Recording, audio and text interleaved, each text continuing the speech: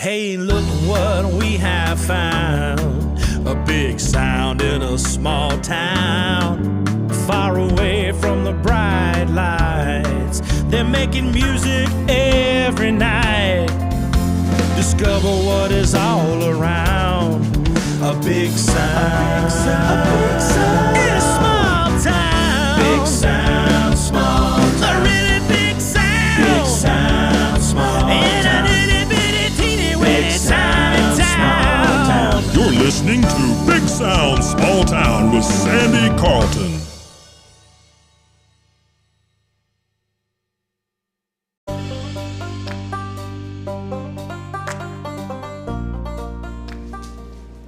Hi, and welcome to Big Sound, Small Town.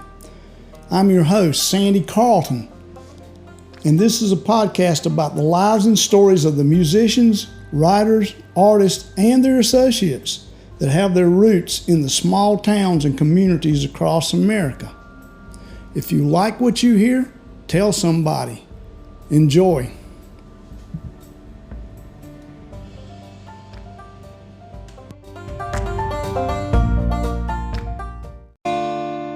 Ready? You ready? All right, so this song I wrote, and I haven't played it that much. I had seen a movie called Embrace of the Serpent, and it's this movie had something to do with indigenous people in South America right before the rubber barons came, to take the rubber from the trees, right. And also the missionaries that came, to South America. And the movie was very visually stunning. So for whatever reason, I was inspired to write this particular song. So it's called Dream of the Serpent. Okay.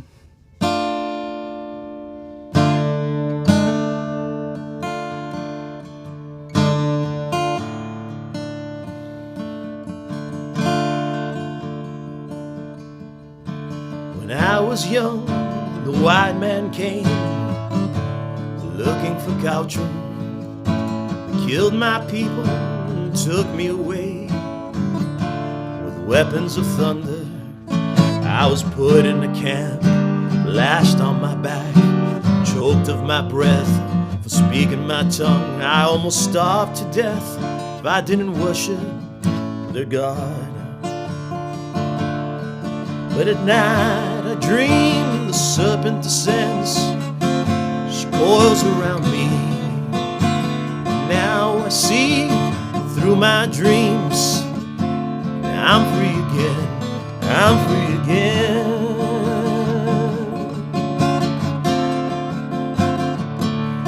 I'm free again.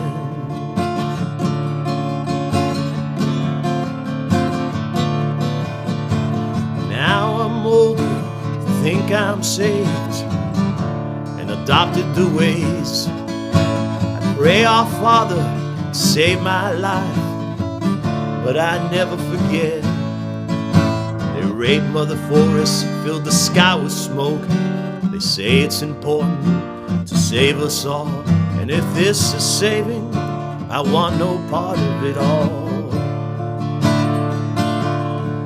But at night I dream the serpent descends, she coils around me, and now I see through my dreams, and I'm free again, I'm free again.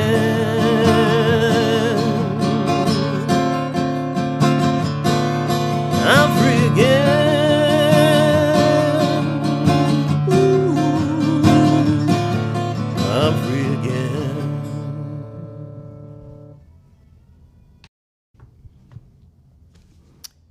Hello, my name is Pedro Fraginals, and I'm a songwriter and a musician here in Shelby, North Carolina. And how many bands do you play in these days? Currently? Yeah, currently. But that has not been the case at many times. I believe I've seen you working with like maybe 4 at a time. Depends on the time. Yeah, I'll prostitute myself to whoever the highest bidder is. I can understand that. Also, you have been described to me by some of the people that you played with as the musical director. Is that one of the? Would that be a precise term to call you also a musical director, musical producer?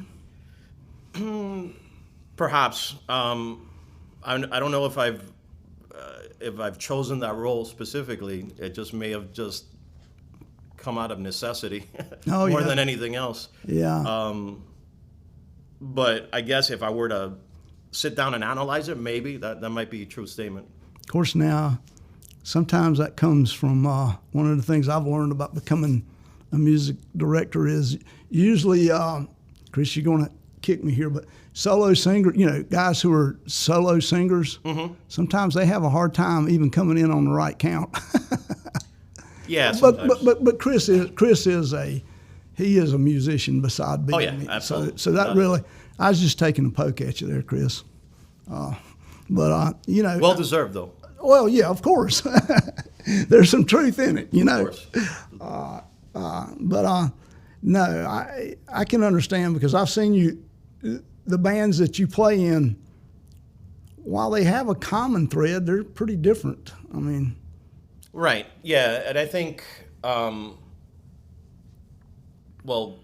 course you guys, you're familiar with with Medicine Crow, and right, and that's probably more an organized outfit overall. Right. I mean, it's more curated, and the decisions are more deliberate. And I would think so. I guess there's a bigger goal there, really, than with that band than. I think overall, there's. We've been just doing it longer, and I think we've progressed further than Bruised Rhino in that respect.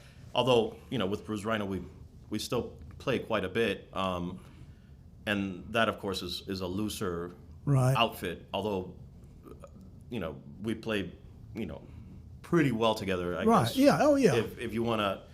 However you want to categorize that. Well, I think one is the Beatles and the other is Grateful Dead. Could be, yeah. And I think the advantage of, and not that I've never really been a jam band guy or whatever, and I told Randy, who was pretty much the impetus for Bruised Rhino, and I told him, I go, Randy, you realize that this whole band is just to please you, right? This has Sure. been a complete, completely focused on and doing this because I've never really was. I was always, I would consider a casual fan of the Grateful Dead, or and I really don't know anything about Fish or Widespread Panic. I know, I have some idea, and I've seen them play and things like that, of course. And what I do find interesting, though, about those bands, it is like hippie jazz. Right. It is. I agree.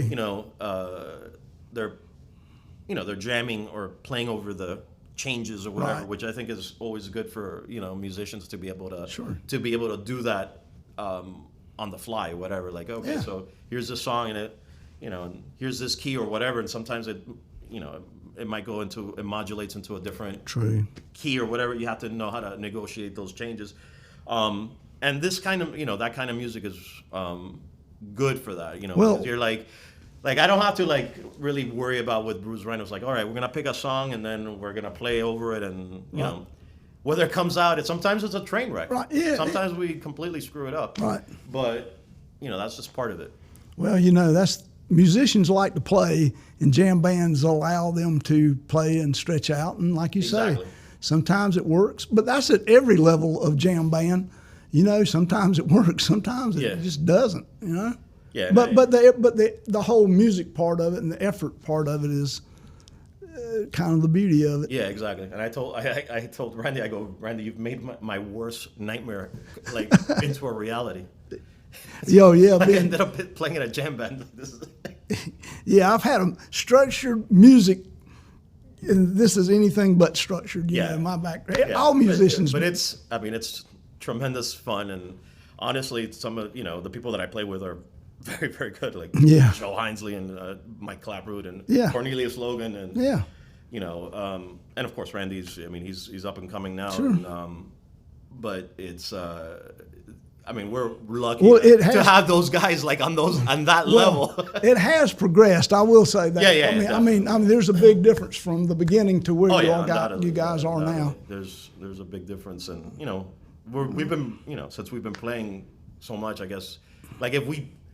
What is it? The opposite of progression? Degressing. Yeah. Then we'd have a major problem. Yeah. So now we're we were horrendous. Now we're barely tolerable. Oh yeah.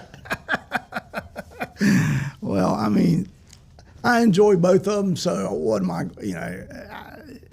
Music is a broad spectrum. Absolutely. So and you're enjoying yourself doing both absolutely. of them, right? And the audiences seem to be enjoying it. I think that's really the most. And of course, I say that in the most in a tongue-in-cheek fashion. That I mean, we have to have something. We can't be that. But I'm naturally very critical by nature. Right. Like I'm very hypercritical, especially with myself more than anything else. Not necessarily with others, but. It's cool. This audio is probably another band calling him, wanting him to come play this evening. Or it's one of these somebody trying to renew my car warranty. Car warranty or another band calling. So, but so you're always in that process of trying to get better and improve, and and I think that's been the case for both outfits that we've been. Gradually. Can you carry some of the stuff? I mean, does it cross over? Does it? It's happened. I mean, before, has one helped the other, or just from your standpoint? Well, in some cases, what happens is, like I'll write a song, or I've written a song. I wrote a song that was that is a Bruce Rhino song, quote unquote, or whatever. And then I'll show it to Chris, and it's like, oh, I really like that. Yeah. Yeah. And then both bands be doing it. Stole the song, whatever, from one band to another. Yeah. Much to Randy's consternation.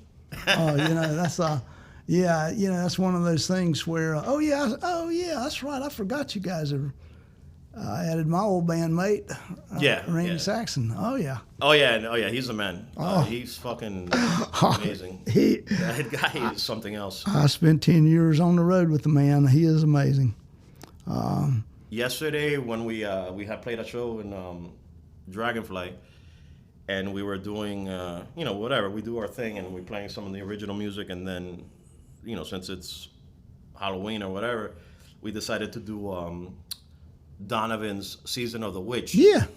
And I don't know how it came about in practice or whatever. We told he had mentioned that he has a theremin. Yes. And I'm like, bro, you gotta I don't know if it was me, Chris, or whoever it was. I go, bro, you gotta bring that theremin and do something with it. Did he do it? Oh my God, bro, you have no idea. That thing was amazing. I played with him when I go, we have to do Dazed and Confused now or something. Yeah, exactly. But it just good vibrations. Unbelievable. Yeah. He's in mandolin or whatever. I mean, I see him play guitar. I was like, this guy is ridiculous. The guy is ridiculous.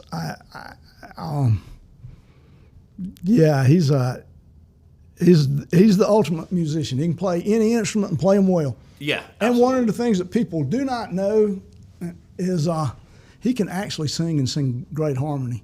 He sang last night. He did. We did Copperhead Road, and he sang that. Oh yeah, he did. He did a really good job. We used to do Copperhead Road with him. Yeah, that's he does. I mean, and he seems to be excited about being back in the business. Yeah. He's he looks good, and he's happy from what I could tell. I mean, So we're super excited to have him. That's for sure. He's a fabulous musician.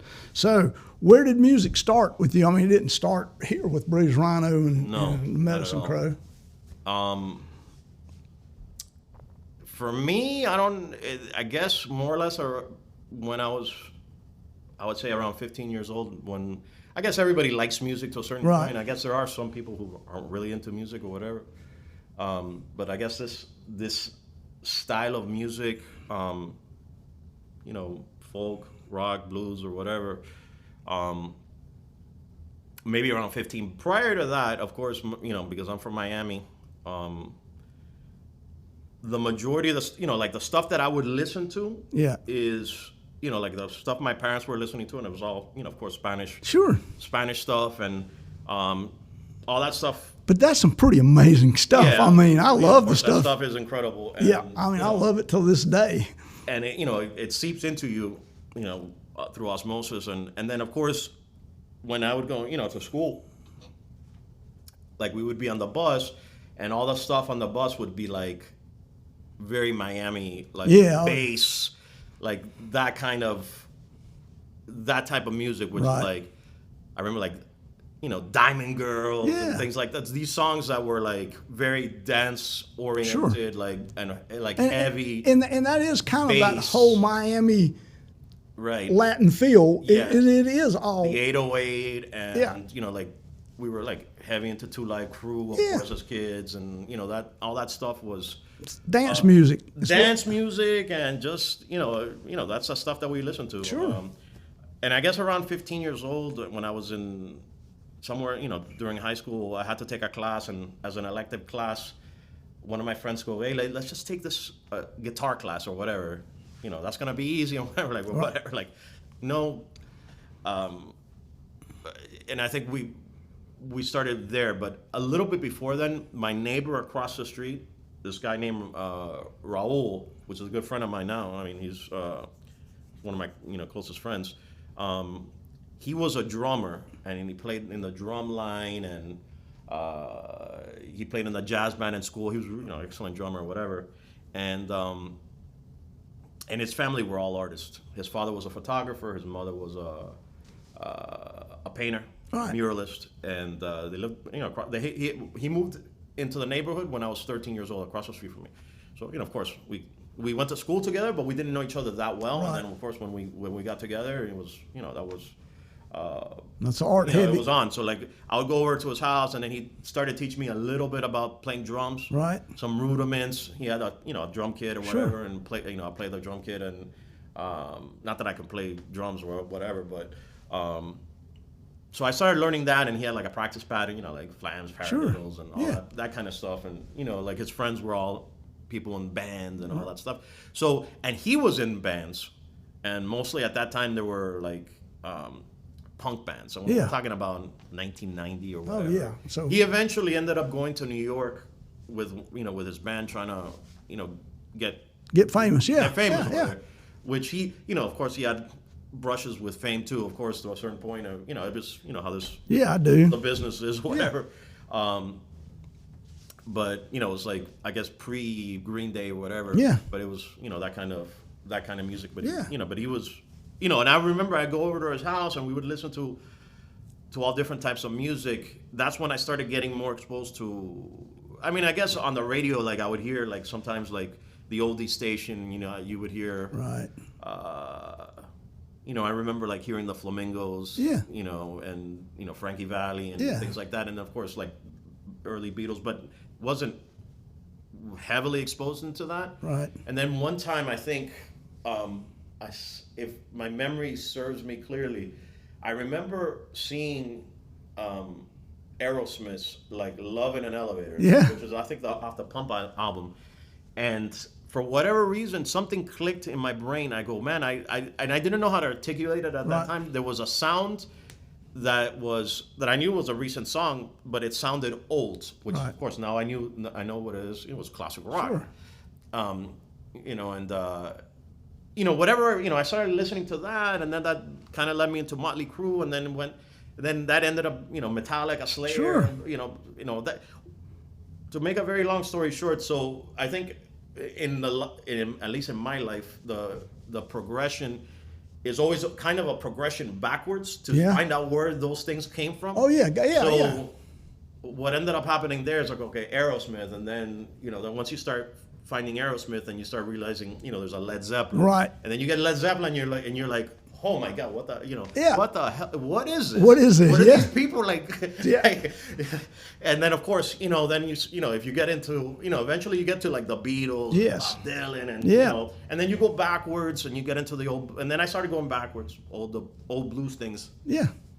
the Robert Johnsons, the Sure. Blind Willie McDowells, Yeah. the Blind Boy Fullers, the Blind Lemon Jeffersons, all those things, all those artists that predated all that stuff, like all these older songs that of course you start tracing it all back, and then you see, okay, so this is, the blues, Sure. right? You Yeah. get Oh, yeah, here, you do, yeah. and then and that's, and of course you could go back and of course you go back to the Baroque era and all whatever, Yeah. but let's say in popular American music you have the blues, and then Sure. distinct American art form, jazz and a distinct American art form, Right. and then then rock and roll. Then of course all that starts melding Sure, it together. So I came into talking about Bruce Rhino, and that we were playing a lot of these old songs, like because of Jerry Garcia Band or, Right. the Grateful Dead. They would play some of these really old blues songs. Yeah. But I never came to them through Jerry Garcia or whatever. I always came through them through the original Through artist. the blues, yeah. So I like I know how to play that song. I've known, I played that song before, but Yeah. it was just like, like for example, like the White Stripes do, the same thing. Yeah. Death Letter Blues. Sure. And, Southern Can Is Mine, and all Yeah. those old blues, songs, and I would always play those types of things. I started for a long time. I was just blues. Yeah. Blues and blues and. I mean, that was pretty much my growing up. Yeah. I could get one radio station, and the only thing it played was the blues out of Memphis. Yeah. And that was my aspiration. I didn't really, for a long time, know that there was any other kind of music but the blues. Right. You know? Exactly. So, and then you see that it goes over, even like when the Rolling Stones, it's blues based. Oh yeah, absolutely. You They're, know, Oh, They started out, and of course there's that reverence for, the blues music Sure. that the Stones, were able to. I mean, They would. I remember that. I think they had Howling Wolf, yeah, open a show for them. Sure. And introduce sure, those guys back to To to the a world. popular audience, Yeah. right at that time. yeah, And that revival in the '60s, where the folk revival and Sure. the blues revival in the '60s, where they rediscovered a lot of these old. and that's good. That was good for all of them because a lot Yeah. of those people were really talented and had a very small audience. They had exactly. I mean, it was basically a few southern states in Chicago, Illinois. Yeah, exactly. So- Now they've, they're known throughout the world now. Yeah, they are. As, the progenitors of the Sure. rock and roll and modern. Although one can argue rock and roll is in its death throes at this moment. And it would be a worthy debate. Yeah. Well, it's a new age. We shouldn't even go there. But I mean, it's easier to be a musician these days than it was, less to learn and still be able to create Right. music. Yeah, and I think, of course, there's the accessibility with technology, Sure. with the computer. You can go in and go to, an Ableton or whatever, or Right. whatever, Yeah. Fruity Loops or whatever, Sure. create a beat and Yeah. put something over it and. And make $1 million. I mean, and again, you like you said, it could. That's debatable whether that's valid or not. I think, sure, why not? I You mean, can do whatever the hell you want. Yeah, I mean, Whether it has any lasting value is something else. yeah, well, and that's true. And you could put that to. I kind of look at it as the disco age during that time. Mm-hmm. It was really hot. How much of that holds as you move Right. farther along, where the Beatles will still be there. Yeah. Disco, it's even kind of popular at times to make fun of it. But now, Yeah. I have nothing but good stuff to say about the Bee Gees. I'm sorry, I like the Bee Gees. I like the Bee Gees too, and hell, I like some disco stuff too. The biggest like- disco tune of all time came from right here in Cleveland County. Yeah, So, I mean, exactly. I'm a big Alicia fan of, Bridges, I love the nightlife. Yeah, so, that was a huge hit. And, huge hit.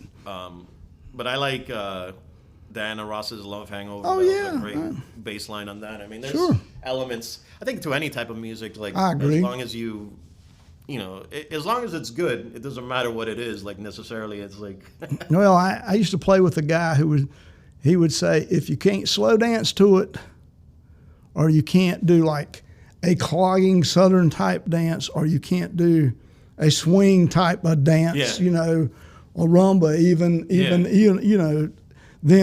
then we're not doing it, because that's the whole basis of music is people have to enjoy it and have a good time with it. And if they can't do that, then it's why do it? You got to rock to the roll. You do. Yeah, right. Yeah. I mean, definitely. I mean, and again, it's it depends on the type of music. Of course, there's and cultures have their own type too. Yeah. I mean, that is, and that'll always be. I mean, that different cultures will take the polka community. Yeah. Everybody hates polkas, but polka players, Enthusiasts, and polka dancers, they have their, and it's a big, they have a big cult following. Oh yeah. But are they ever going to have $1 million poker hit? No, that's not going to happen. Polka Kings. Yeah. But I mean, there's pockets in the U.S. where polka is. Yeah, there is definitely very popular. I've even seen a TV show that's on TV now, Molly B's Poker Party. No way. Yeah, it comes on one of the TV channels, and they have different. Yeah, it's amazing how they have different TV channels for every niche thing. Exactly. Like every fetish that sure you can. You can. There's yeah. I mean, and it's a beautiful thing, really. Art, whether it be choose the form, the beautiful thing is there's no accounting for people's taste in art. Yes. I mean, I have learned that, and actually through the podcast, one of my more popular podcasts would be something that would make most people cringe, but then there's always people that go, that's the greatest thing I've ever heard. I mean, it doesn't matter what kind of music, what kind of art. Right. Somebody somewhere is going, oh God, that's the greatest thing I've ever heard. Right. And that is a beautiful part of. Yeah, I think there is definitely a certain subjectivity to art. I think sometimes there should be something behind it. Like, well, I agree. I mean, there's certain artists, musically or whatever, that have reached as close to like universal appeal I that agree. you can possibly get, even though there's contrarian opinions or whatever. Right. But the others, like, I heard, who was it, like little Steven, Van Zandt, whatever, he was talking about, like musical artists, whatever. He was like saying with, the Beatles, he goes, like everybody knows the Beatles and loves them, like they're, right. That's obvious. Like, right. Who's your number, what's on later down the list? Right. Because that really kind of gives you like some sort of indication of of taste. Yeah, you know what I'm saying? It does. I mean, and it's I've learned to, from me personally, it's easier for me to judge things not so much by the commercial success as it is the music itself. Right. That being said, though, you can always, I see music competitions, and I'm not a fan of music competitions, The Voice or anything like that. I just don't think that music needs to be a competition. Right. And if you got to have some way of picking who is better, and I don't think music is about who is better or who, I mean, there's fabulous musicians. Yeah. And the common denominator, if you want to get down, is whoever sells the most records. I mean, yeah. Well, that's the thing. But that's not really it's not really answering the question who a best artist is, but definitely if you sell a lot of records, there is some merit to your work. Yeah, and that's it's that's I think a valid argument. I mean, I think that may be more valid back then than it is now. Yeah, I've seen the royalty checks. Yeah, but I mean, there's definitely ways to, like, if you look at music and analyze it from a musician standpoint. Oh yeah. And of course, some of the stuff that's out now, I may not be into it necessarily, but there are some production values that are, sure, good, and and who knows how that'll be viewed, 20 years down the line. But just from analyzing a song, harmony, melody, rhythm, right, overall inventiveness, and sure, how they developed and pushed forward the art form. I think that's definitely there should be some sort of benchmark. There should be. I agree. Benchmark is that is probably better than either popularity or and commercial I think success. Most, of course, as artists or whatever you want to call us, or and I use the term loosely for myself or whatever. We're all links. This is not an original thought by any means. Links in a chain, right? Right. And there's always sure those innovators that are, those are the big ones. The Louis Armstrongs, right? The Robert Johnsons, the sure. Hank Williamses, the Bob Dylans, the sure. Beatles, and people like that. Those are like the guys, or guys and gals, Joni Mitchell's, whatever, that took the art form to a different level. Yeah, I agree. Introduced, like, oh wow, and I remember, there was a thing that Joni Mitchell had said that she had listened, and I think, of course, Joni Mitchell and Dylan have a contentious relationship. Sure. But, she said that when she heard Positively 4th Street for the first time, she thought in her mind, well, I guess we can write about anything now. Yeah, right? I think she's right about that. There's definitely, you could see there's definitely a break there. Yeah. Like, okay, before, you're singing songs about, love and break and, universal. Yeah, like the universal topics, which of course exactly is always, that'll never disappear, and that's what we most sing about anyway. Sure, it is. Sex, and sure, love. Right? It is. Those are the It primary is. topics. I agree. But at least it opens up that palette. We have, you can sing a song about anything. Anything. Right. Yeah, I have them about a lot of things that you shouldn't sing about. So yeah, but yeah, that's pretty cool. So did you learn to play guitar in that class? Somewhat, with that class. I know we went on a long segue there. Yeah, it's okay. It's part of the show. I hooked up with my buddy's name was Peter John Hugh. He was a Jamaican guy. He was really good. He picked up on it. Like, he didn't know how to play guitar either, but he was like super, one of those people who have natural talent. Yeah. He picked up the guitar, and then, in a short period of time, he was like playing all sorts of things. It was really, now in retrospect, I was like, I should have been way more impressed than I was. Right. But, you're with your buddy. Yeah. Like, you don't want to fall behind, and then you try to like learn with him. But he was already like, we started playing, Led Zeppelin and, the Beatles. Of course, when we got to the Beatles and Zeppelin, that was, that took sure. a long time to work those things out. Working through the transcriptions and all that stuff. And, back then was Clapton, Cream, and all those, of course, those guys predated us by many, many years. Yeah. But, that was part of the musical DNA. Sure. And, but he was phenomenal, and he had he bought a keyboard, started doing MIDI stuff, and like I remember one day I came to his house one day and we were playing, and he goes, "Hey bro, check this out," and he had programmed all, through the keyboard, played all the string parts to the Rain song. Oh really? Yes. So and I heard it back, and it was exactly the same. He had tuned his guitar just like Jimmy Page, and we were playing the whole. So of course you start learning all those things. There was a process, trying to play a song, for example, like that Travis picking, for example. Oh yeah.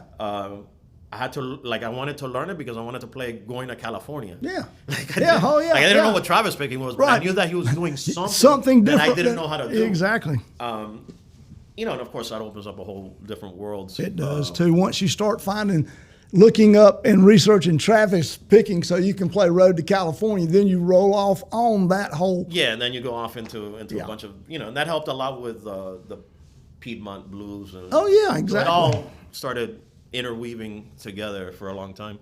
And I guess, that's stayed like that. And occasionally you'll have a new artist come in here and there, but honestly, I should have been keeping up more with more modern music, whatever. Like I've kind of lost track of like some of this more modern rock or whatever you want to call it, like new metal or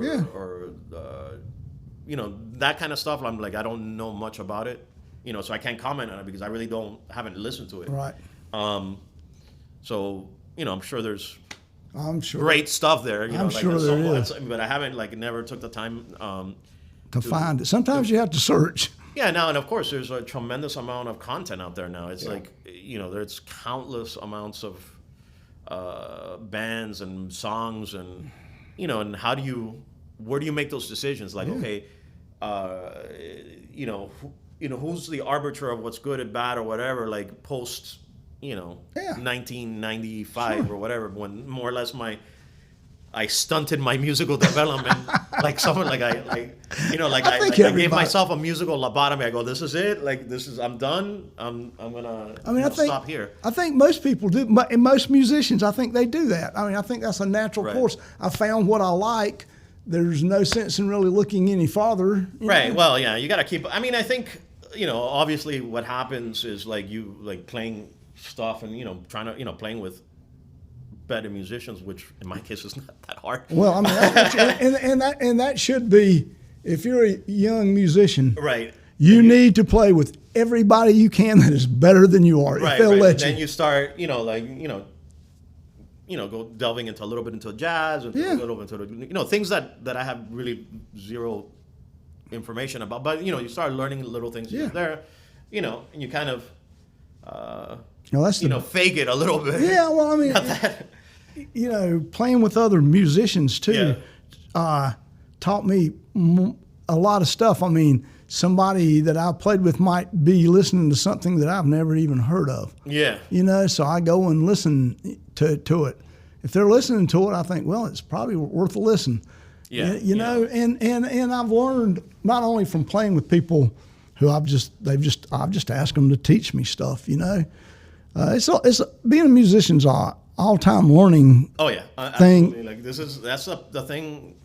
When I talk to people about music is when I tell them this is your lifelong companion. First of all, you're never going to learn everything. No, you're always not. Constantly in the process of learning. Like I'm constantly trying to learn something new and try to practice something or whatever. Sure. And that's the beauty of it'll never leave you. Like as long as you're as you're breathing, you'll have that within you, and you're constantly in that fight to like. And not be not in like in my case, not to feel like such a fraud, to give something authentic, but it's definitely a process. It's like I'll never stop learning. And it's one of those things. It's almost like a sickness. I mean, once it gets in you, it's a sickness. It is. I don't know how other people function. Not so much about. I think music is just an expression of of course of creativity. Sure. Just like and I think all humans have the capacity to be creative. Everybody is creative. They may not be musically creative, but they're creative in something. And sometimes and I think this is where artists, particularly musicians, you have a medium to express your creativity with, where a lot of people may be, but they do not have that outlet. In solitude, right? And I sometimes I think how the hell does the rest of the world function? Yeah, I don't know how, because it does stave, in my case, stave off insanity. I'm not in a mental hospital because of. Because of this. It's the best therapist in the world. Exactly. Music can be your only friend at times, or your best friend. I mean, it bothers me sometimes to see that the education system is pushing it farther and farther back. Right. I don't know what that says about us as human beings. I don't know. But it's one of those things that is probably. I think those who seek it will find. Yeah, I think you're right about that. Yeah, I think it's something that's innate to a certain degree. Like I honestly, like going back to childhood, like I was probably like the least likely person to be any sort of musical anything, Right. Because my parents don't play any instruments. Yeah. And we don't have any. They're not like, of course they like music or whatever, but they weren't necessarily like, crazy, Right. like, obsessed with it, or anything like that. And and I think just in the beginning it was just a it was bizarre way of getting into something. It was just to hang out with my friend or just to get a credit for a class or whatever. Sure. And then we're like, all right, whatever. Let's this is something to do, and we'd hang out and play music, and then you start getting a little bit better. Yeah, you do. And then you're like, all right, but on it did this like playing out in front of people didn't start until like 8 or 9 years ago, I think. Really? Maybe, approximately, because I never thought in my brain that I would be like in a band or anything like that. That thought never actually processed my mind. So how did that come about exactly? It was Chris. It was Chris. I remember. It's funny that like I would. There was a point where years ago where Shelby wasn't as let's say cosmopolitan as it is now. Yep. And coming from a city like Miami, or Yeah. whatever, which is I'm not gonna say that's like the It's a different world. like the cultural apex of the world or anything like that. But there was different things going on, and and I still to a certain point suffer from some degree of culture shock. Yeah. like, to be blunt.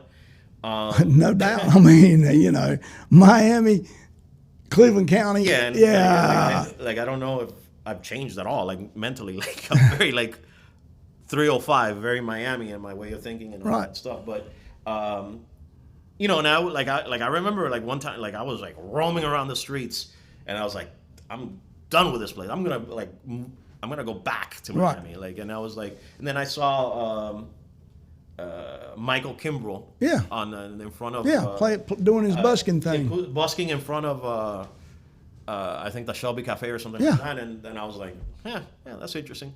I had never seen that before. Right. That was like the first indication that maybe something might be changing. Right. At that time, and then of course, I think certain things started to happen. Then I saw Randy Mock and playing this mandolin and drawing, and then what had happened was there was like an art walk, I think, if I'm not mistaken, and I met up with Chris's nephew, Joshua, and like I never met him before, but I remember that he had drawn a portrait of Robert Johnson, Oh yeah. and of course I was massive, influencer on me, and there was a point where I learned Sure. every single Robert Johnson, slide and all like Yeah. 26 or whatever, Yeah. the duplicates or whatever. Yeah. I learned all that stuff, and so I knew I had to have that portrait. I go, hey bro, how much do you want for that? And he told me, he's very bohemian in that respect, and he goes, no, give me, I think it was like $20 and a bottle of wine or something like that. Right. And I bought the portrait from him, and I asked him, hey, by any chance do you give art classes or whatever? For at that time I had some burgeoning interest Right. in visual art, not that I not that much, but enough to try to do something Sure. different. Yeah. There was something inside of me that wanted to express that. Right. And then he agreed to. He hadn't done that before, but he agreed to do that. And then, at that point we started hanging out a little bit, and I remember, I guess one time we were in the old Rogers Theater when it Yeah. was abandoned or whatever. Yeah. But I guess at that point the owner had let Josh and some of his friends, it was a long time ago, go in there and do art or whatever. At least that's what I was told. I don't, not that it matters, I guess. It's a great story. And then whatever, and I think I brought my guitar and I started playing some stuff, and I go, hey, this is a song I wrote, blah blah blah, and this and that. That I had written some songs from before, and he told me, he goes, oh, my uncle does music a little bit, and I think you guys' styles might work. So one day I was at my friend Patrick's house, and I received a text message from Chris Faree. Never met him, never know who he was, whatever, blah, blah, blah. And he goes, hey, blah, can you come? And my nephew. And the great thing about Chris, and also like somebody like Randy too, which is they're for me those people are catalysts for an individual like me that is basically inert without somebody to put some sort of reaction, because Exactly. like if it was left to my own devices, I would still be in my bedroom. Right. Yeah. Coming along. Yeah, I mean, I like do with understand. I'm very it may not appear this way, but I'm very introverted. Yeah, you're having a hard time selling me on that. Yeah. Yeah. Extreme, no, but it's the truth. It's a bizarre I have paradox. that too. I mean, I have the very same thing, and I am also that way. I would just as soon be with myself. Yeah.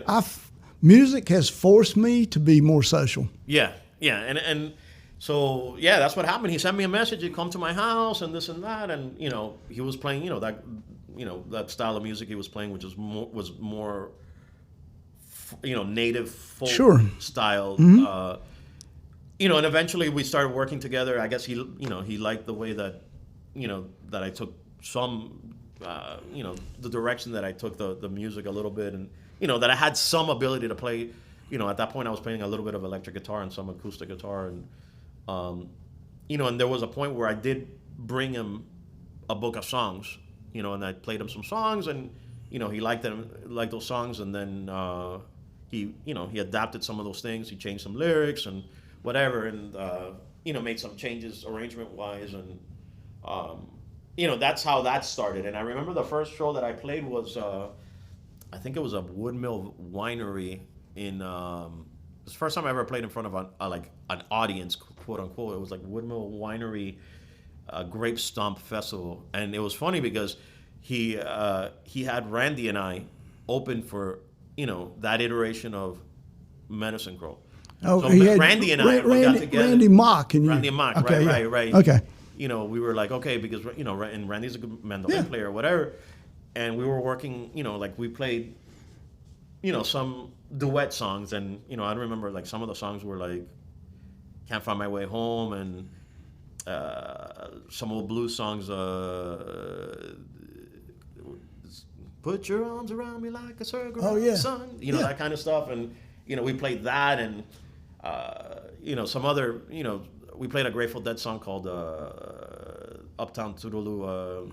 I forgot exactly the name of it. My memory is terrible for song names and lyrics and things like that. But when I start, I'll sight read it, but I'm not good at remembering. Right, exactly. Yeah, oh yeah. I'm pretty decent at remembering changes, but like lyrics and things like that, I'm terrible. So we played those songs. I think we, back then I think we did pretty well overall, and then Medicine Crow played. And that was the first time that I played in front of an audience. Were you nervous? I had about 7, a little bit maybe, but at that point, at that point I was like in my late 30s, like whatever, who cares? Yeah. And and I always, my expectations were always low anyways, like I know I'm not the greatest singer or musician, so trust me, you can't say anything to criticize me that I haven't already said to myself way more, in a way more forceful fashion. Sure. So it's, and I might agree with you. I go, yeah, you're absolutely right. That does suck. Like Oh God, yeah. Oh, Kevin tells me stuff sucks all the time that I do. Yeah, it is. And I think that's part of it. You have to be, and hypercritical, and even then you still might suck. Yeah, you might. Your stuff still may not be good. I agree. It's it is definitely a process. Oh, it is a process. It's an ongoing process. If you could come up with a gem here or there that consider yourself lucky. That's particularly when it comes to songwriting. I thought at one time I was a really, really good songwriter, and I went to something called the Kerrville Folk Festival as one of their new folks, and they brought me out there. And when I got out there, I realized everybody out there was better than me, and I sucked as a songwriter. Everybody was so good. However, you can do one of two things with that. You can say, yeah, I'm giving this up, or you can say, I got to get better at this. You know, I'm one of those. I got to get better at this because I suck so bad. I'll have to improve if I work at it. You know? Yeah. It's okay. I mean, it's okay. It's fine to suck. It's okay. I mean, everybody. As long as you're trying to not suck as much, it's okay. You know, and those people that never suck are just blessed and lucky. Yeah. You know, I mean, it's something that.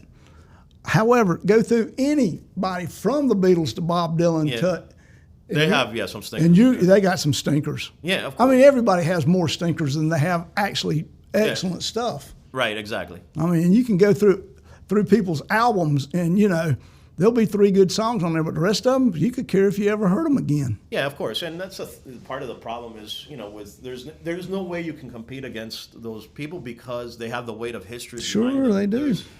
You know, if you will never be able to compete with somebody like Dylan, not because, of course, you'll never be as good as him. Yeah. But the other thing is that he invented your job. Yeah, he did. You know, how are you going to be better than him? Exactly. Or, you know, same thing with the Beatles. Oh, yeah. Or, you know, whatever. You know, there's no way around it. Bob Dylan changed my life. I was playing the blues, and I had a cousin who lived in New York, and he came home at Thanksgiving, and he had the freewheeling Bob Dylan. He said, "Man, you need to listen to this stuff." Wow. And I listened to it, and it was like, "Oh, hey, you don't have to be able to sing like Frank Sinatra. You can write about what you're feeling, you know, and it'll be cool, and people will like it." Exactly. And this is what I want to be. And then the best thing, I had an album out one time, and this shows you that it's the best thing that anybody ever said about me, but it's also the biggest lie that's ever been told. I had a record, and the guy said that I was the New South version of the next Bob Dylan. Nice. Yeah, but you know what that does? Then you know it's all downhill after it's that. expectations, right? There was no New South, and it's same old South, and Bob Dylan was still Bob Dylan. Yeah. You know? Yeah, exactly. But, you know, but Bob Dylan actually did change my life entirely, musically. Oh yeah, same here. I mean, with the same thing with the Beatles. And I've said this before. For me, those are basically my two guideposts. Mm-hmm. You know, musically, you know, lyrically and harmonically, because the Beatles, of course, did things that were harmonically adventurous that others hadn't done. Right. You know, still haven't done. You know, when I write something that has like a change that is not like diatonic or whatever. Right. You know, that's definitely that comes from the Beatles, because they would, and of course they didn't do it consciously. They just were geniuses. Yeah, they were. You know, McCartney and Lennon, of course, are indisputable geniuses, whatever. But I saw that McCartney 3-2-1 thing. Yeah, I did too. Yeah. Amazing, and he got on the piano. He was showing Rick Rubin just the diatonic chords in the key of C. You know, he was like, "Oh, look, C, whatever, D minor and all that other stuff." And and of course that's very simple. Like, sure it is. All the white notes, and then he goes off and does something, like he starts singing over it or whatever, and then of course all his work that he's that's what the thing is with McCartney that I think really sets him apart from pretty much anybody else. That I don't know if anybody has the same melodic sense that he does. I don't think they do. He was, I think, touched by the hand of God. I think he was. Like you can't teach that. You can teach music theory. You can teach harmony. You can teach rhythm, but melody. To come up with those melodies that even if you don't like them, you ask anybody, like, "Hey, how does Hey Jude go?" They know it's exactly. Hey Jude. Exactly. They know that. Right. That's even if they freaking hate the Beatles or whatever. Right. Oh, I agree. I failed to mention that the other big change in my life, or who I wanted to be for a long time, was a guy named Willie Dixon. He wrote just about 90% of the blues songs. The blues stuff, yeah, absolutely. And I was a harmonica player, so I wanted to be / Willie Dixon, Little Walter. Yeah. I mean, that was for a long time, that was it for me. Yeah, there was, could I write like Willie and play harmonica like Little Walter, then I would have been the king of the world. I remember early in my development when we were doing in the blues, I had met up with a buddy of mine. He was an older guy, and I've lost track of him since then. I think he had a stroke years ago, and last time I spoke with him, he called my number and he goes, "Hey, do I know you?" And I know that he told me that he had a stroke. But him and I were very, very, very, very good friends, and he got me deep into the blues, into Bob Dylan and things like that. His name was Dan Daly. His name is Dan Daly. I don't know if he's passed on or not.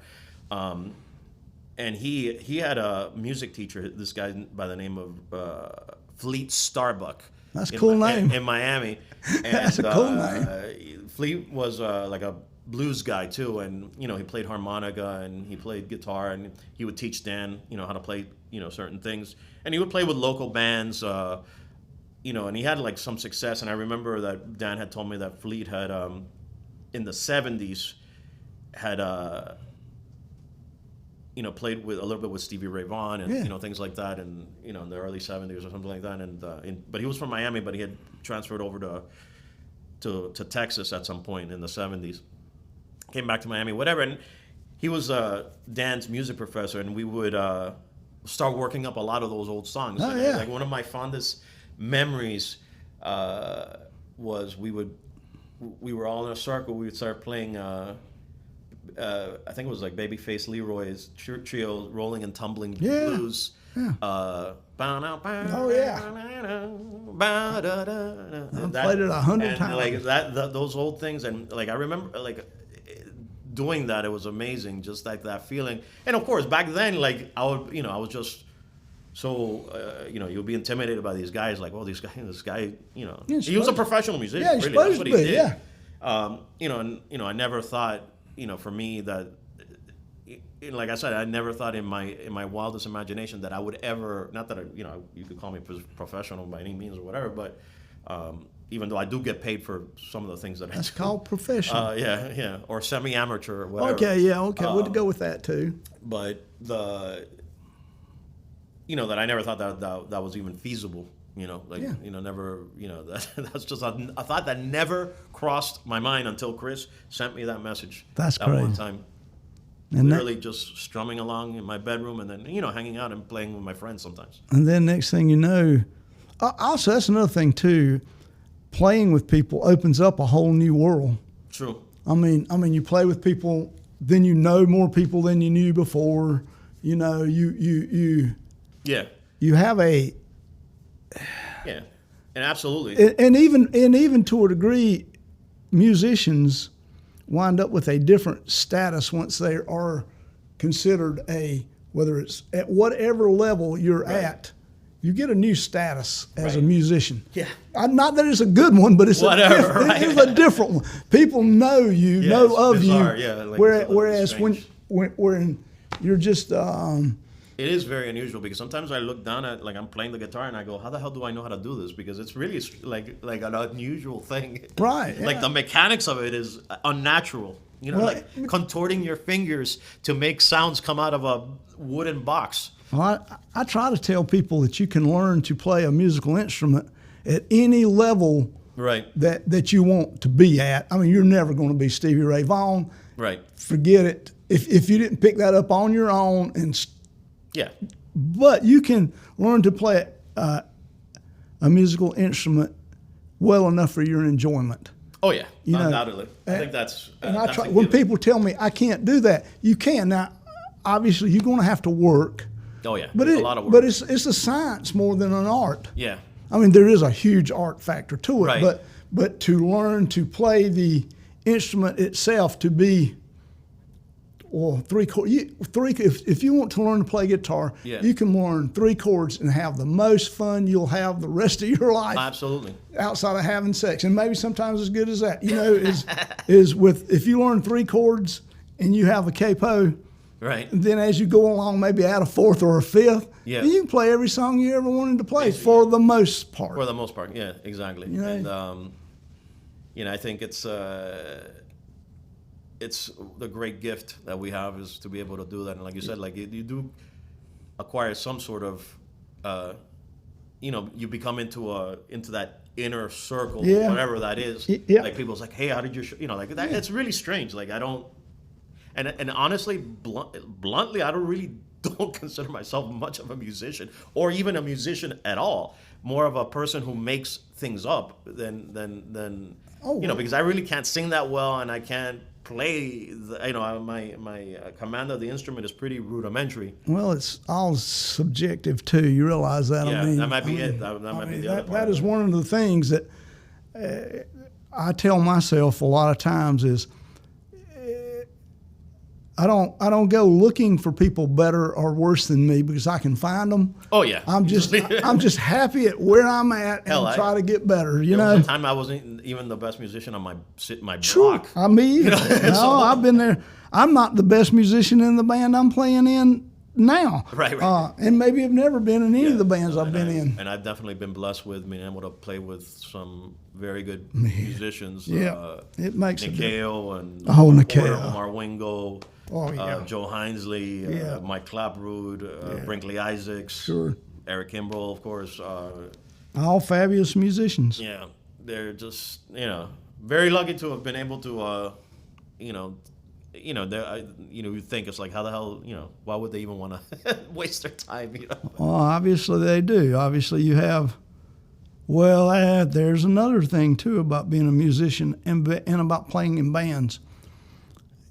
It becomes more about being a part that can work with everybody as opposed to, I've worked with a lot of people that were incredible musicians that you didn't really want them in your band, and they never stayed there very long either. Yeah, there's definitely sometimes with personality issues. It is. I mean, being able to fit in and play the parts that you need to as well as you need to is...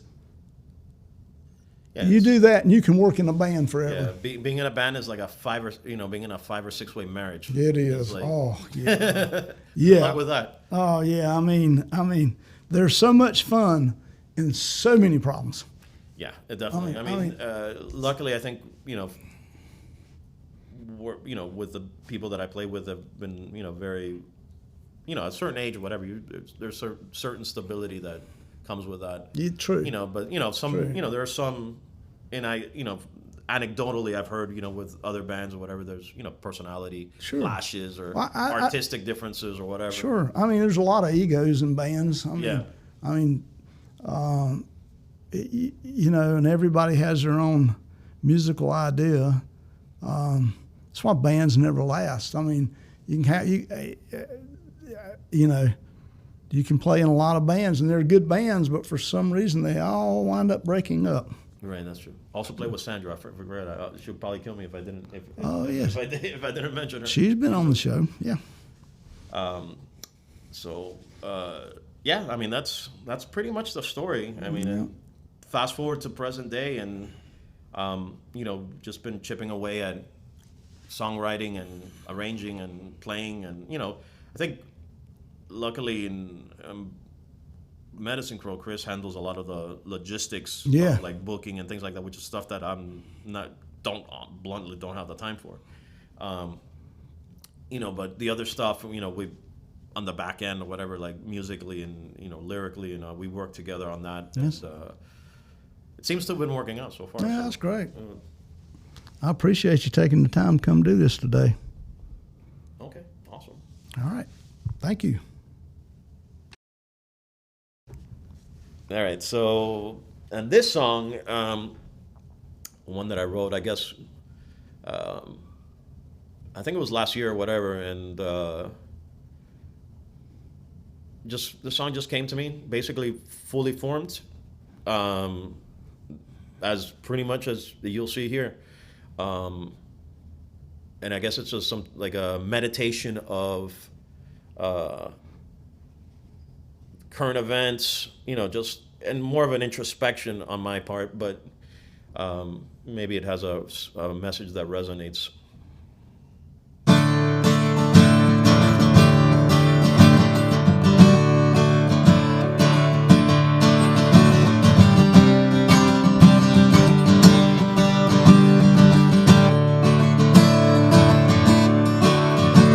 When everything is all said and done, will you look back and say, Well, wasn't that fun? When we all again start to get along. Will you wonder, was I right or wrong? These are the questions I ask myself. But I still don't know a thing.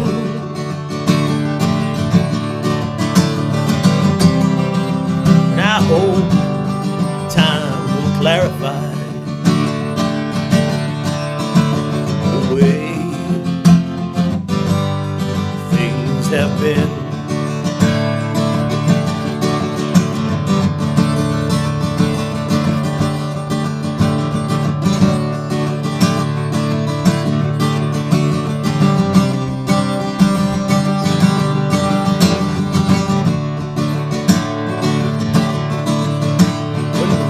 Change, blow it all away. What about the pieces that were displaced? And when we sell our souls for paradise, will we say to ourselves, yeah, that was worth the price? Well, these are the things I ask myself. But I still don't know a thing.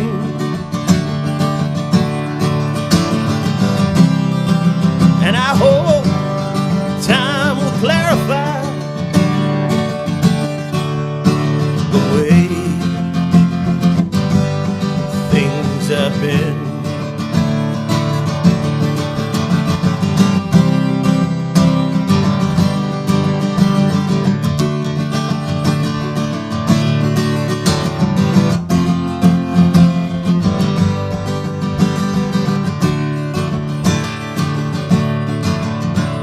Tired eyes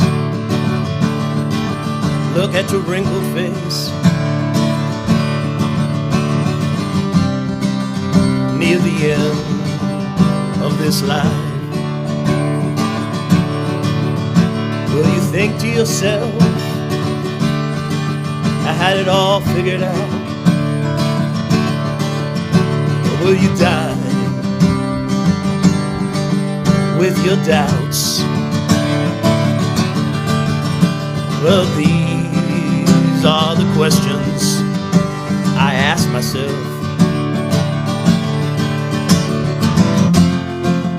But I still don't know a thing.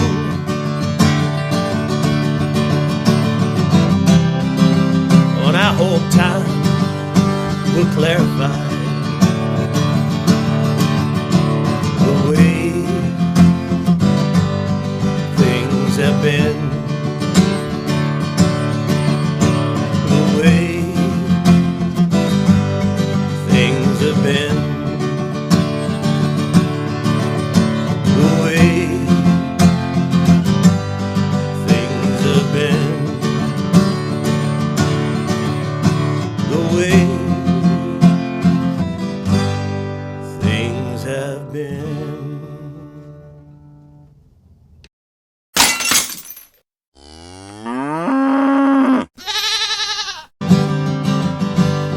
Late at night,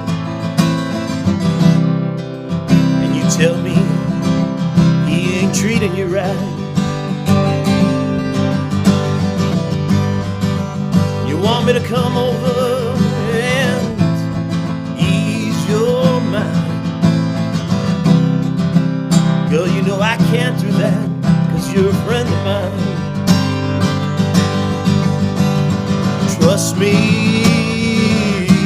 you can't trust me. Trust me, you can't trust me. The next day,